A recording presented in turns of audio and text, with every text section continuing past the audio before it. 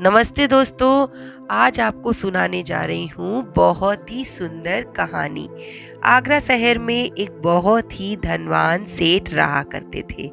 लक्ष्मी माता की जैसे उन पर कृपा थी। उनके 4 पुत्र थे और 4 पुत्र वधुएं थी। एक रात सेठ जी को सपना आया और सपने में आई माता लक्ष्मी। माता लक्ष्मी ने सेठ से कहा कि सेठ, अब मेरे जाने का समय हो गया है। तुम्हें पता है कि मैं कभी भी एक जगह टिककर नहीं रहती, इसलिए अब तो मुझे तुम्हारे घर को छोड़कर जाना ही होगा। सेठ जी ने माता लक्ष्मी के पांव पकड़ लिए। नहीं माँ, आप ऐसा नहीं कर सकती।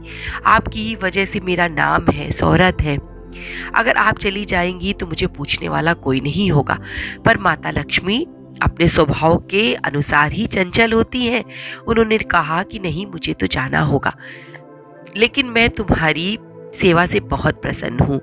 अगर तुम चाहो तो मुझसे एक वरदान मांग सकते हो। जो भी तुम्हें चाहिए, केवल एक वरदान मैं तुम्हें दे सकती हूँ। सेठ जी विचार विमर्श में पड़ गए। सोच विचार करने लगे कि मुझे ऐसा क्या मांगना चाहिए कि माता लक्ष्मी के जाने के बाद भी किसी चीज की कमी ना हो। सेठ जी ने माता लक्ष्मी से कहा, अगर आप मुझे कुछ देना चाहती हैं तो मैं आपसे उसे कल मांगूंगा। मुझे एक दिन का समय दीजिए ताकि मैं अपने परिवार से विचार विमर्श कर सकूं। माता लक्ष्मी ने सेठ जी से कहा कि ठीक है, मैं कल आऊंगी। सेठ जी ने सुबह होते ही अपनी चारों बहुओं को बुलाया और उनसे कहा कि मुझे ऐसे सपना आया था रात में और लक्ष्मी माता मुझे वरदान देना चाहती हैं, तो मुझे ऐसा क्या मांगना चाहिए कि उनके जाने के बाद भी हमें किसी प्रकार की कोई कमी ना हो। सबसे पहला नंबर आया बड़ी बहू का। बड़ी बहू ने अपने ससुर से कहा कि पिताजी, आप माता लक्ष्मी के चरण क्यों नहीं पकड़ लेते, उन्हें जाने मत दीजिए। ससुर ने कहा कि वो नहीं मानती, उनका कहना है कि मुझे जाना ही होगा। बड़ी बहू ने अपने स्वभाव के अनुसार ही अपने ससुर से कहा, ठीक है, अगर माता लक्ष्मी जाने को कहती हैं तो उन्हें जाने दीजिए। आप उनसे वरदान के स्वरूप में सारे संसार भर का सोना मांग लीजिए।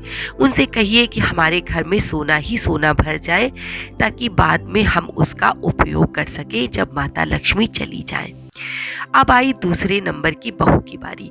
दूसरे नंबर के ससुर ने पूछा तो उसने कहा कि पिताजी, मुझे तो कुछ समझ में नहीं आता। दीदी जो कह रही हैं वो सही कह रही हैं, आप सोना ही मांग लीजिए।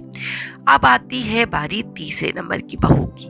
तीसरे नंबर की बहू से जब ससुर ने पूछा कि बेटा तुम बताओ कि मुझे क्या मांगना चाहिए, तो उसने कहा कि पिताजी, आप जितनी भी जमीन है उसे अपने नाम करवा लीजिए। माता लक्ष्मी के लिए ये कोई बड़ी बात नहीं, और अगर हमारे पास जमीन रहेगी तो हमें किसी चीज की कोई कमी नहीं होगी अगर माता लक्ष्मी यहाँ से चली भी जाती है। सबसे छोटी बहू सब कुछ सुन रही थी। ससुर ने उसे अपने पास बुलाकर कहा कि बेटा, तू सबसे छोटी है और सबसे ज्यादा पढ़ी लिखी भी है, तू बता कि मुझे माता लक्ष्मी से क्या मांगना चाहिए। छोटी बहू ने कहा कि पिताजी, मैं आप लोगों से क्या बताऊं और मुझे इस विषय में कुछ समझ नहीं आ रहा है, लेकिन जितनी मेरी समझ है उस हिसाब से आप माता लक्ष्मी को जाने दीजिए, क्योंकि उन्हें एक जगह बांधकर कोई नहीं रख सकता। और अगर आपको कुछ मांगना ही है तो उनसे एक वरदान मांगिए कि माता लक्ष्मी के जाने के बाद भी हमारे बीच कभी भी मनमुटाव ना हो, हमारे अंदर सदा प्रेम रहे, हम सब एक डोर में बंधे रहें, परिवार में एकता रहे। आप इस तरीके का माता लक्ष्मी से वरदान मांगिए। एक वरदान मांगना है तो यही मांगिए कि हम सब प्यार के एक डोर में बंधे रहें। ससुर ने कहा कि ऐसा क्यों कहती है, मूर्ख है क्या? माता लक्ष्मी से अगर धन दौलत नहीं मांगूंगा, प्रेम को मांगकर क्या करूंगा?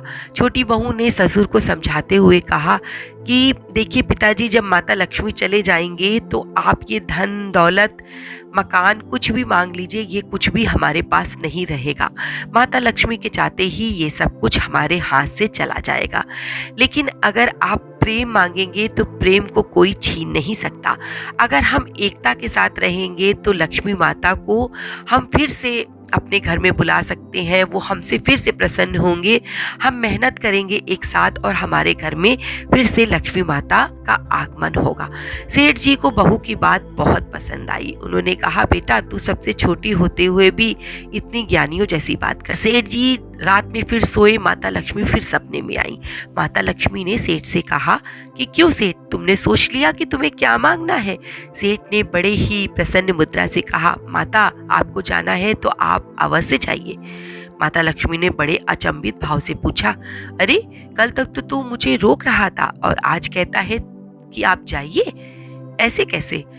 सेठ जी ने मुस्कुराते हुए कहा कि माँ, आप जाते जाते मुझे केवल एक वरदान देते जाइए कि हमारे बीच प्रेम कभी ना खत्म हो, हमारे सारे बच्चों के बीच में प्रेम रहे तो वो धन तो फिर से कमा लेंगे।